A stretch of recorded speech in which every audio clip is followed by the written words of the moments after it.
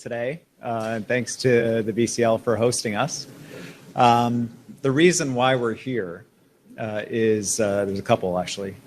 BCL has really stepped up to support people in Summerland and area affected by the wildfires through soliciting Red Cross donations, through prioritizing and promoting Summerland products. I want to thank them for that. We've got 1,300 families that are still under evacuation notice in the province right now. We're going into a dry, warm, windy set of weather ahead, and there are increasing risks again of wildfire. So just asking British Columbians to please be careful out there, especially in the backcountry, and report those fires as soon as you see them. The Wildfire Service has been doing excellent work in knocking them down, but they have to know about them. So BCL has been doing great work on that, but also the BC liquor stores and BC liquor policy has been one of our key responses to the Trump trade war on Canada and on British Columbia by choosing not to stock, not to order American booze. We tried in our own small way here in British Columbia to send a message that would be received and seen by the president, and it was. It is unfair, it is unjust that BC forest families, BC forest companies have worse access to the American market than the European Union, than Russia, for example. And so getting the president's attention through liquor policy was one of the key ways we did it. Obviously, we've seen another attack from the United States. And again, I'm asking British Columbians, if you have a choice, please don't travel to the United States. Choose another place to do your tourism. If you can choose a Canadian product instead of an American one, please choose it. Right now, Canadian workers from coast to coast to coast need our support. With 50% tariffs imposed by the president on many products, by being our own best customer, we can help respond and support Canadians in every corner of this amazing country we call home. Today, we heard some important news from the Prime Minister, two components. First of all, we've seen the initial proposal around counter tariffs against the United States for the recent attack of the president on the Canadian economy, and also supports for workers. On the supports for workers, I'd like to say, first of all, that this is a good start. It is important to see and to hear leadership at the federal level say that they are in this for as long as it takes and to do whatever it takes to support Canadian workers. We know that British Columbia, Ontario, and Quebec are disproportionately impacted as provinces that make stuff that is sold in the United States. And as a result, we're disproportionately impacted. Our workers are going to need that support. We also know that for the long term, the best thing that we can do to respond to these tariffs is to build up our workers, to build up our trade infrastructure, and be less dependent on the United States. So we'll be looking for that as well. In terms of the counter tariffs, to me, reviewing what the Prime Minister has proposed, this is a proportionate response. It is identical to the tariffs that have been imposed on us by the President. It will have the effect of providing some protection for Canadian businesses and a response to the President's unjustified tariffs. There are components that I thought I might see that were not present in the announcement that are still available for the Prime Minister. First of all, when your friend kicks you in the back, one of the first rules is you don't then go and buy $12 billion of fighter jets from that person. Our partnership on key federal initiatives between countries should be part of this discussion. The second is out of Westport, we ship a huge amount of American thermal coal. The reason it goes out of Westport is because the Americans can't get it out of any of their own ports. They won't ship it themselves. It's something that the federal government is committed to phasing out already in 2030. It's been raised by a member opposite, John Rustad, from the formerly leader of the Conservative Party, as a potential target. I agree with him. I think that this is something that the federal government should be looking at as well. We haven't seen those measures yet, but I am encouraging the Prime Minister to look at non-tariff measures to respond as well to what the Americans are trying to do to Canadians. When the going gets tough, British Columbians pull together. We saw the wildfires, we saw people taking in folks from Summerland, welcoming them into their community, providing support to them, offering food. That continues. We see all our wildfire fighters out there on the front line doing whatever it takes to knock down those fires, being real heroes in the face of danger and adversity. And that is not new in British Columbia. That is something that goes right back to the earliest days of this province. People pitching in, supporting each other, working together. And that's what's going to get us through this. If you're angry, I'm angry too. It's an unjustified attack on our families, and we have been nothing but good to the United States. It makes absolutely no sense. It is an extortionate attempt by the president to force Canada, through any means necessary, to bend to his whims and his will. We are a sovereign country. We've got to stand up for that. If we don't stand up for that, then what will we stand up for? So we'll stand up for Canada. BC will be a part of that, and we'll do our part. And I know there are also a lot of people who are anxious. Work in the forest sector, work in wood products, work in electronics. You have major customers in the United States. Really hard to replace that US market.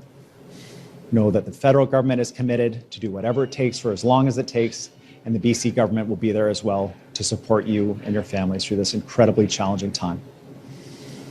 With that, I'd like to take any questions from the media that you may have. Thank you. We'll start with questions here in the room. One question, one follow-up. We'll start with Lauren Collins from the Black Press. Hi, thank you, Premier, for taking my question. What were some of the parts of the Prime Minister's announcement that you liked, and what were the parts that you weren't as open to today? Well, it's very early stages for the announcement around supports for workers and companies. So our key question to the Prime Minister, my key question to the Prime Minister during the Premier's meeting was, can we support, are there ways we can support in ensuring that this is delivered in a way that is as frictionless as possible for small and medium-sized businesses? The Prime Minister was clear that he understood that these were the businesses that were really impacted by this round of tariffs. They're going to need additional support, and they don't need a huge number of complicated processes to go through to be able to access that support. It's quite urgent and it's quite immediate. And so that's the first piece we'll be looking to with the federal government is around implementation. It is a good start, but how it rolls out to these small and medium-sized businesses that are already working full out is going to be absolutely crucial. On the second piece of the Prime Minister's announcement, I was pleased to see the dollar-for-dollar tariff response because it will provide some level of protection for BC businesses and encourage Canadians to be our own best customers on these kinds of things. And there are other pieces that I didn't hear that are not tariff responses that, in my opinion, should be on the table. We should be having a public discussion. Should we be buying those fighter jets from the United States? In my opinion, the answer is absolutely not.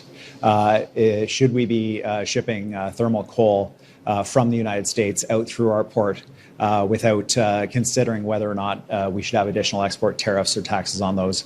I think that's something we should be looking at. And so I'll put those ideas forward to the Prime Minister. But what won't change is that we are committed to working in lockstep with the federal government as a part of a national strategy to be able to respond to this unjustified attack on our country and on our province. On an unrelated note, a second Conservative MLA left the party this week. Do you have any thoughts or comments on that? Well, you know, it's been a fairly regular occurrence, people leaving the BC Conservative Party. You know, I can understand why people don't want to be a part of it. I can understand why British Columbians wouldn't want to vote for it. It's an extremist right-wing party, and now we'll have another right-wing party, it seems, which will make now 3 political parties, where previously there was 1. And I mean, those are their priorities in terms of trying to organize themselves and figuring out what they would like to do. Our priorities are very clear. We're responding to this attack from the president. We're strengthening our economy here in British Columbia. We're developing relationships overseas. We are making sure that our trade infrastructure is built up through an unprecedented agreement with the federal government worth more than $20 billion to British Columbians. That is the work that we're doing, and we're going to continue to do that. We're going to go to Nono Shun from the Canadian Press. Hi, Premier. The New York Times has run a story and it's quoting Jamison Geer, the U.S. Trade Representative. And the story say that there is a pledge to reduce U.S. tariff on softwood lumber had been offered by the U.S. I wonder, do you regret that Canada walked away from such an offer? Thank you. Well, for my part, I would be careful about any assertions made by American officials about what happened at the trade talks. I will say this, from what I understood from the Canadian side, is that there was progress being made on the softwood file. And it is disappointing, obviously, that wasn't made real in terms of a new agreement. But let's not be naive about this. Any agreement that would have been signed with this president wouldn't have lasted as long as it took him to write his signature. This is a president that would have signed the deal and then turned around and called it the worst deal and how could Canada take advantage of him, and then ripped up that deal. The only way to deal with a thug and a bully is to stand up to him. That's why the Prime Minister's step was the right one. And I'm proud of the Prime Minister for doing that. I'm proud of Canada for backing the Prime Minister for that. And I hope that other countries like Mexico that are deep in talks with the US right now join us and say enough is enough, because that is really the only way we can respond.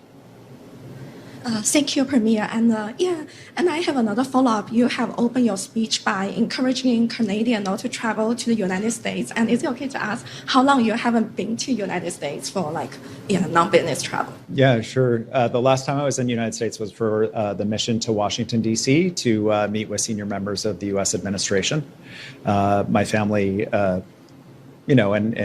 and to my regret, and because I have relatives in the U.S. and to my kids' regret, because we did have plans to go to Disneyland, we haven't been to the United States since the trade war began.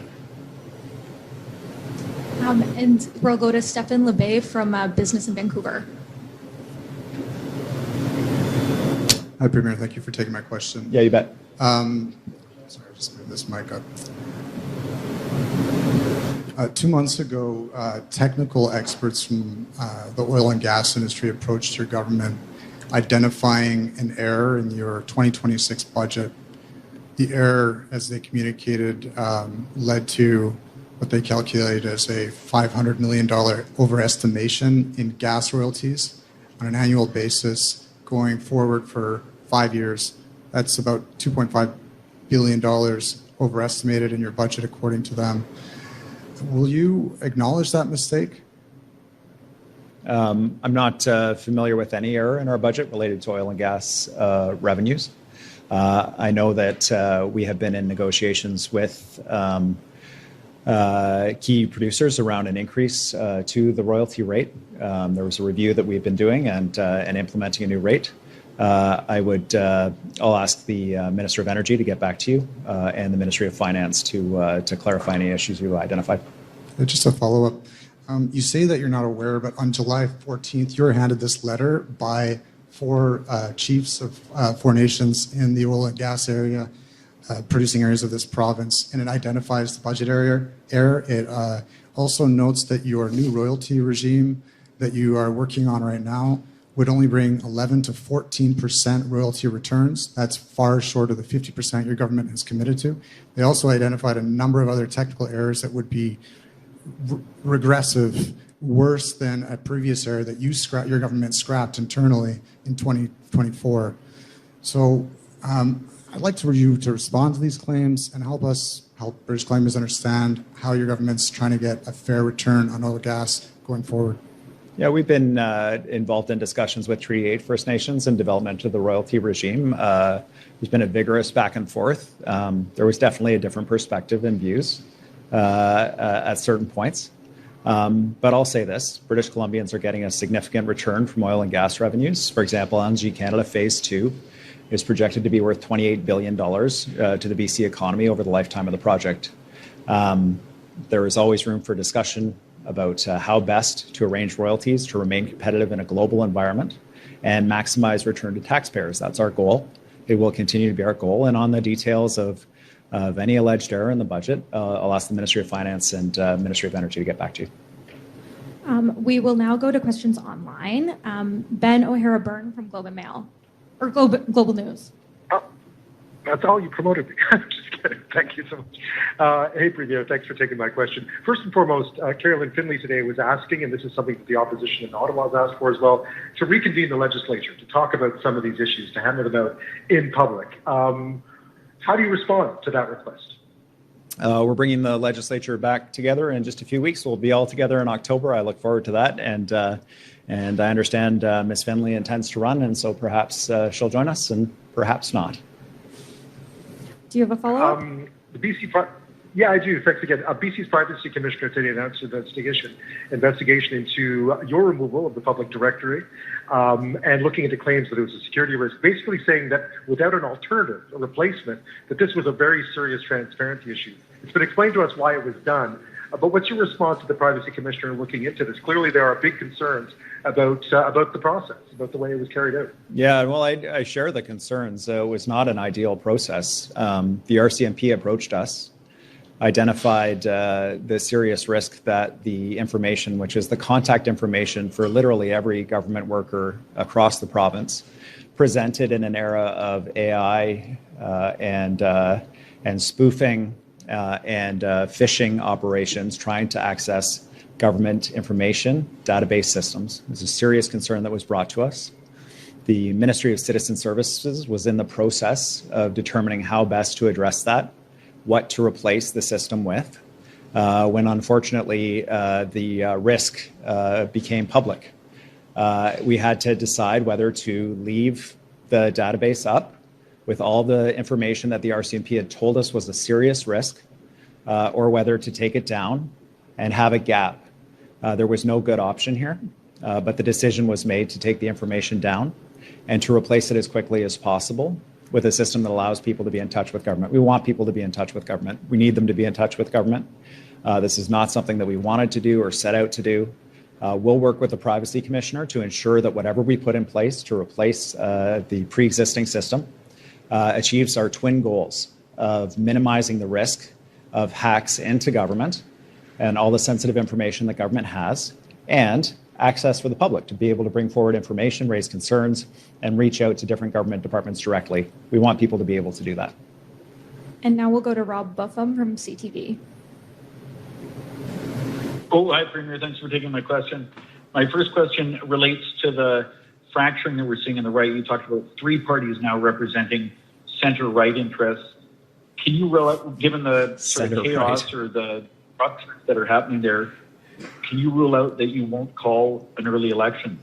Center right, Rob, my gosh. Okay, well, I mean, these are parties that are having discussions about how quickly they want to repeal the Human Rights Code, which protects people's equal access to public services, regardless of the color of their skin or their religion. So these are not center right parties. These are extremist right parties, the likes of which we haven't seen in British Columbia for a generation. So I'll just make that point first. The second is we're headed into legislative session. The right continues to fracture. Really, British Columbians are focused on a government that's working for them. We're committed to work for them. We are not looking to an early election. We're looking to delivering for British Columbians in the middle of an unprecedented trade war from our closest friend and ally, the United States, that is attacking BC families, and they need our support. And do you have a follow-up, Rob? I do. I'm curious as to when you intend to call the by-election for Carolyn Finley to run in Abbotsford Mission. And also just wanted to get your thoughts on allegations about Ian Payton being offered a role as an advisor with the same salary as he was making as an MLA if he would vacate his seat. The propriety of that, if that's a problem or not. Yeah, Rob, it's just a mess after a mess on the Conservative side of things. It's chaos central over there. I can't explain what's happening there. I don't know, but I do see that it's a mess.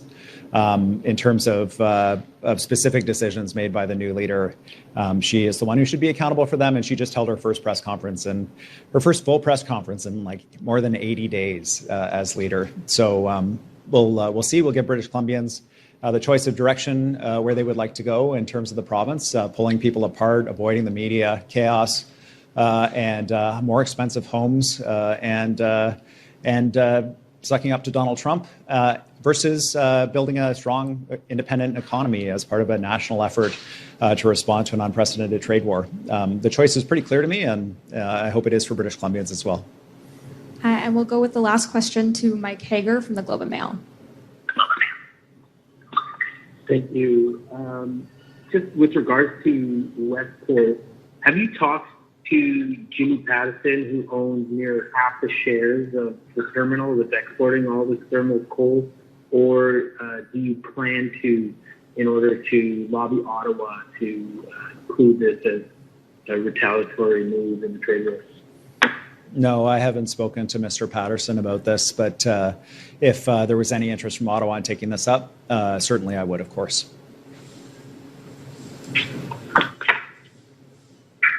Do you have a follow-up question? Always, thanks. Okay, so you're not going to actively ask him to help you lobby. The other part is you spoke about the First Minister's meeting on Saturday, identifying levers that Canada and the provinces could pull. What this puts back on the F-35 brought up to Prime Minister Carney by you or other premiers, and what other targets, for lack of a better word, were strongly pushed by the First Minister?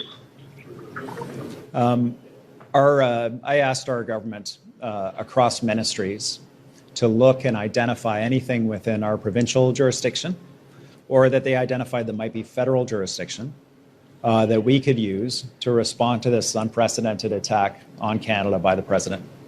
The work is underway. We expect to provide suggestions, opportunities to the federal government in this regard. The formal process for that is that the federal government has come to us with a list of proposed tariffs. We're going to provide feedback on that, and we're also going to provide additional suggestions. At this point, Mike, the ones that I feel comfortable talking about are both exclusively in federal jurisdiction, but obviously have impacts on British Columbia. The coal trains from the U.S. that go out through Westport, and in addition, the plan to spend $12 billion on a country that just kicked us in the back. This concludes today's press conference. Thank you all very much. Thanks very much.